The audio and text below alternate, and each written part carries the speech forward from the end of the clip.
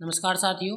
आज मैं एक ऐसी न्यूज़ लेके आपके सामने आया हूँ जो उन छात्रों के लिए है जिन्होंने एनआईओएस के द्वारा डीएलएड किया था।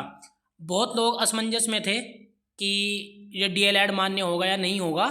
तो आज उसी से जुड़ी हुई एक न्यूज़ है जो आपके लिए काफ़ी इम्पोर्टेंट है। देखो, आप सब जानते भी होंगे, वैसे काफ़ी लोगों को ये जानकारी मिल भी चुकी होगी, क्योंकि ये लगभग 10 दिसंबर को ये न्यूज़ आई थी। क्योंकि सुप्रीम कोर्ट ने फैसला दिया है इस विषय में कि ये जो 18 महीने का डीएलएड था वो मान्य हो चुका है।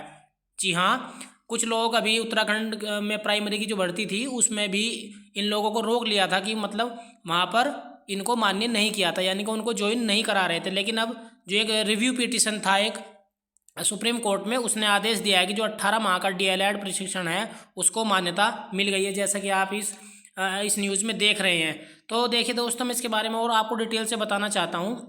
ये केंद्र सरकार का एक फैसला था कि 10 जुलाई 2017 को आया था। जो बच्चे, जो स्टूडेंट, जो टीचर्स निजी विद्यालयों में पढ़ा रहे थे, प्राइवेट विद्यालयों में पढ़ा रहे थे, उनको प्रशिक्षण देने के लिए ये कोर्स उन्होंने लॉन्च किया था।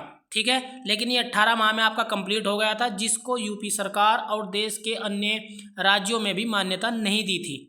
तो साथियों, इसके लिए रिव्यू पिटीशन हुआ इधर उधर, मतलब कई राज्यों की कोर्ट में, जो वहाँ के हाई कोर्ट होते हैं वहाँ पे ये मतलब वहाँ पे इसके लिए केस किया गया। लेकिन फाइनली एनआईओएस से डीएलएड करने वाले छात्रों की, टीचर्स की ये एक जीत हुई है, जिसको पूरे देश में लगभग 18 लाख जो एनआईओएस से डीएलएड करने वाले थे उनको मान्यता मिल गई है।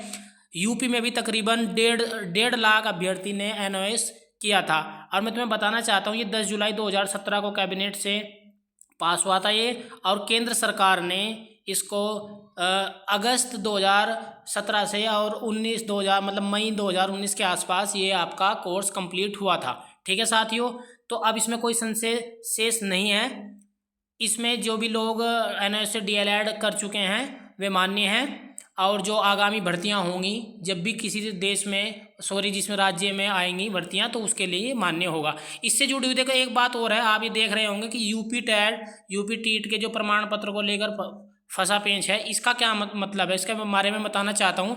जैसे ही यूपी में 2021 का जो आपका यूपी टेट हुआ था, तो उसमें क्या हुआ कि जो कुछ लोगों ने इसमें मतलब फार्म भरा गया, लेकिन पेपर देने के लिए भी रोक लिया गया था। लेकिन कोर्ट के हस्तक्षेप के बाद, जब कोर्ट ने कहा कि ठीक है इनको अलाउ करते हैं, इनको आप पेपर देने दीजिए, उसके बाद जो इनका रिजल्ट आया, तो रिजल्ट भी इनका रोक लिया है। आज तक वो रिजल्ट इनका रुका हुआ है।